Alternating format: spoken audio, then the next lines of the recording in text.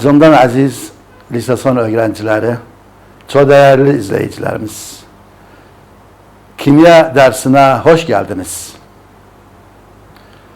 Malumunuzdur ki genel sınavlara az bir süre kalmıştır.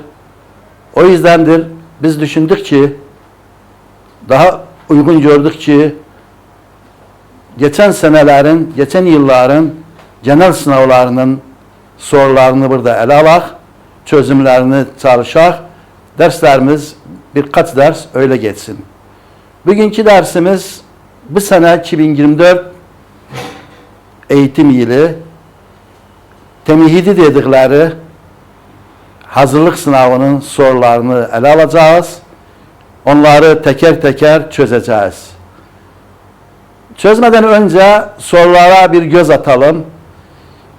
Tabii ki her sene olduğu gibi bu senede inşallah sorular tipi öyle olacaktır. 6 soru gelir. Genelde 6 soru. 5'ine cevap vereceksin.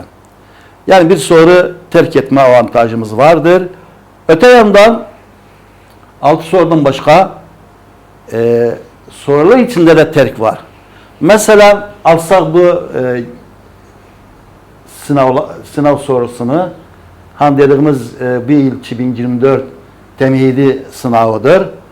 6 sorudur. Birinci soru 2 şıktan oluşuyor. İkinci soru 2 şıktan oluşuyor. Ancak ikinci şıkkı 3 tane adı, ikisine cevap ver. Yani hem bir soru terk var, komple terk. Artı sorular içlerinde de terk var. Şimdi birinci soru 2 sorudur. A bir de B. B gelince aşağıdaki şıklardan sadece ikisini cevaplayınız. Yani 3 tanedir, ikisine cevap ver. İkinci soruya bakıram. İkinci soruda A bir sorudur. B aşağıdaki şıklardan sadece ikisini cevaplayınız. Burada da bir terk etme şansımız vardır. Üçüncü soru A bir de B normal sorudur gelir. 2 tane sorudur. Dördüncü soru A, B. B gelince yine de dili aşağıdakilerden sadece ikisini cevaplayınız. 3 tane adı, ikisine cevap ver.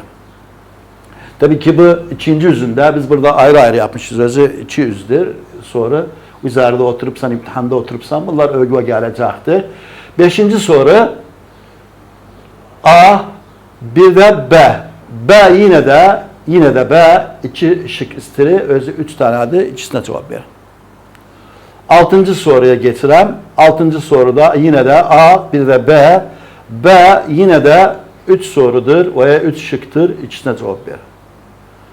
Şimdi bir soru komple terk edeceksen, yani 120 puandan 100 puana cevap vereceksen, ancak dikkat etsen bu şıklardaki terklerde hesap etsem 145 puan, 145 puanlık soru gelipti, 100 puan istire.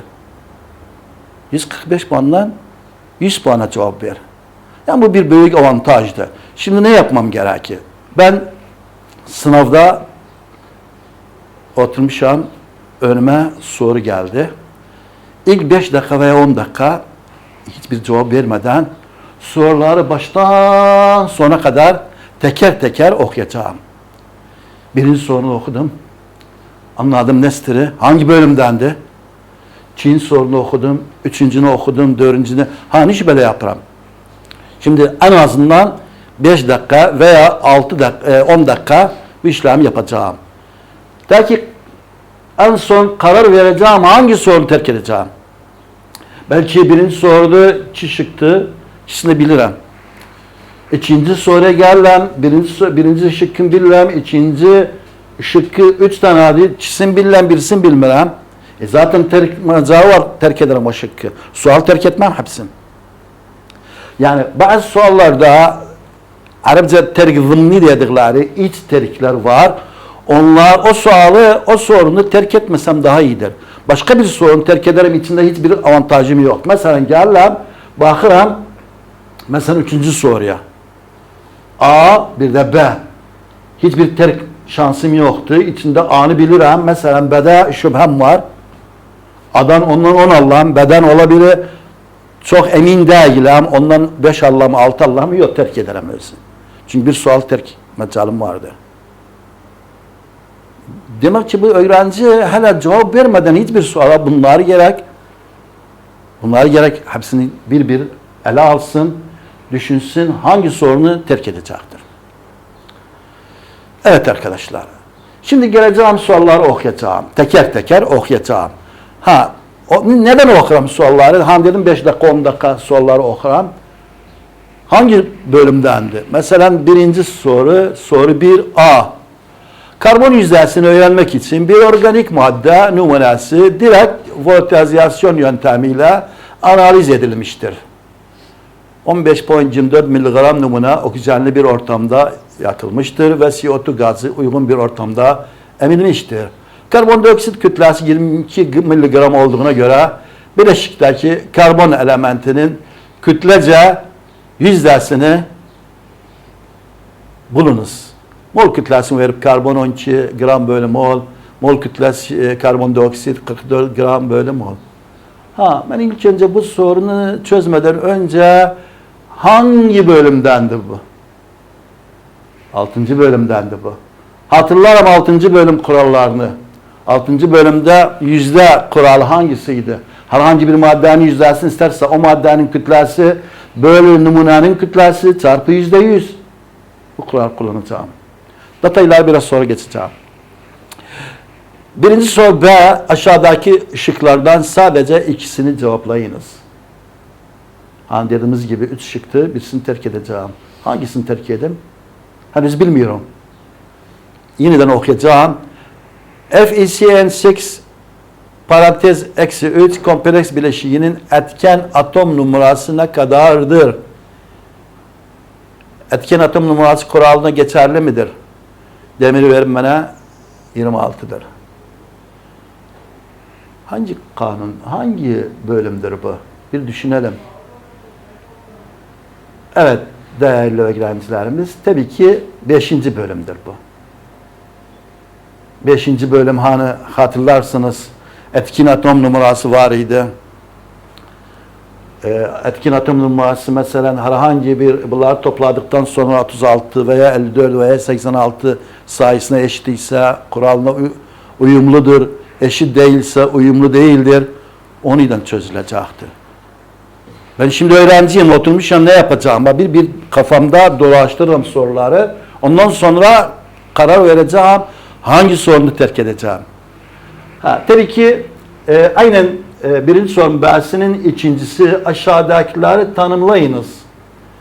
Nötrleşme reaksiyonu. Standart Yalman terpisi. Standart Yalman terpisi birinci bölümdeydi. Bilirsiniz. Nötrleşme reaksiyonunda işte asitle bazın reaksiyonundan nötr bir tuz oluşturduğudur. Tabii ki 6. bölümde geçerlidir. 3. STP koşullarında oksijen gazının molar hacminin 2 katının ayırması için gerekli olan elektronların sayısı nedir? STP'de gaz molar hacmi 22,4 litredir. 4. bölümde herhalde. Hatırlarsınız. 4. bölüm. Evet, Q falan o konulardır. Birazdan ele alacağız sözlerini. 2. soruya bakıram. A. 25 derece sıcaklıkta aşağıdaki verilen standart hücre reaksiyonlarında standart serbest Gibbs enerjideki değişimi hesaplayınız. Bir denklem verip bana. Standart indirgeme potansiyellerinde veripti. Tabii ki Hg cıva 0,85'tir. Krom da 0,74'tür. Tabii ki burada denkleme bakmam zorundayım. Denklem sayesinde hangisi yükselgelme olmuştur, hangisi indirgelme olmuştur. Ona göre yapacağım özün. Herhalde bu da 4. bölümdendir. Bakınız farklı bölümlerden, yani ben ilk önce gerek sorunu çözmeden önce bu soru hangi bölüme aittir? Çok önemlidir bu nokta. Hangi bölüme aittir? Onu gerek bilim. Evet. Gelin burada tabii ki İkinci soru B. Aşağıdaki şıklardan sadece ikisini cevaplayınız. Standart maddenin belirli koşullar taşıması gerekir. Onlar sayınız. Bir madde standart olması için hangi koşullar taşıması gerekir? Bir sürü koşullar vardır. İşte saf olması gerekir. Ne bileyim başka şeyler vardı. Ucuz olması gerekir. Zehirli olmamalı tercih edilir. Bunları birazdan çözeceğiz. Basit, çok kolaydır. Tabii ki bu da 6. bölümde de. 6. bölüm sorusudur. Ondan sonra tersine reaksiyonlara katalizör eklenmesi etkisi nedir? Tersine reaksiyonlarda katalizörün faydası nedir? Tabii ki katalizör hızlı bir şekilde dengeye varmasını sağlar. Ancak bir reaksiyon dengeye varmış ise katalizörün herhangi bir etkisi kalmaz daha. Bunu yazmamız zorundayız. Üçüncü, standart hidrojen elektrot yapımında tabii ki bildiğiniz gibi platin elementi bulunur. Neden? Faydası nerede? Platin faydası nerede? Soru 3A aşağıdaki reaksiyon için bir reaksiyon veripti. 1 litrelik bir kabda belli bir sıcaklıkta 0.8 mol CO2 gazı konularak oksijen reaksiyon başlatılmıştır. Reaksiyon denge durumuna gelince gaz miktarının yarısının parçalandığı görülmüştür. KC'yi hesaplayınız. Herhalde 2. bölümde hatırlarsınız. KC tapmam için gerek başlangıç, değişim, denge 3 aşamalı bir çizelge yaptım. Ona göre yapmam gerekir. B. Değerli bağ teorisine göre VBT'ye dayanarak COCl4-2 koordinat bileşik için hibritleşme türü, geometrik şekli ve manyetik özelliği nedir ve neden? Tabii ki kobaltın da verirsen atom numarası 27'dir. Bu da 5. bölümde. Bütün bölümlerden vardır demek ki. Farklı konulardır. 4. soru A. Çinko hidroksit mol kütlesini verip bana ZnOH/2 gram bölü litre cinsinden çözünürlüğü ve molar çözünürlüğünü denge durumundayken tuzun parçalanmasından açığa çıkan iyonların molar konsantrasyonu hesaplayınız. Kasapını verip bana. Kök altında küp kök 3 veri 1.3'tür. Küp kök siz birçok sorularda bak dikkat etseniz logaritmalar da veri. Hani biz çoğu zaman öğreneceğiz belli de logaritma mesela log 2 0.3'tür, log 3 0.5'tir falandır. Ancak sorularda veri. Dikkat etsiniz sorularda veri. Tabii ki 4. soru B aşağıdakilerden sadece ikisini cevaplayınız. Aşağıdaki dengeli reaksiyon için bir reaksiyon veripti. Denge sabiti bu kadar ise peki geri reaksiyon hız sabiti bu kadar ise ileri reaksiyon hız sabiti ne kadardı? K2 eşittir Kf bölü Kb. İçler dışlar çarpımı yapsam soru çözülür. Çok kolaydır. 2. bölümdedir. Şimdi birazdan çözerek gözler. Ancak sıram böyle genel olarak ben şimdi öğrenciyim soruları bir bakarım. Hatta ki karar veririm hangisini terk edeceğim, hangisine cevap vereceğim. Evet. Ayrıca tabii ki burada mesela bakarım aynen B şıkkının ikincisinde konsantrasyon 0.2 olan hidrosiyanik asidin sulu çözel hidrojen iyonu ve konsantrasyon hesaplayınız.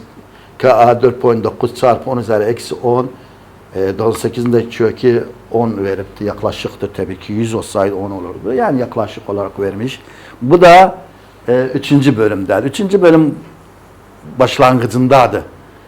3. bölüm zayıf asitlerin hidrojen konsantrasyonu nasıl hesaplanır? Ka zayıf asitlerin iyonlaşma derecesine göre iyonlaşma sabitesiyle hesaplanır.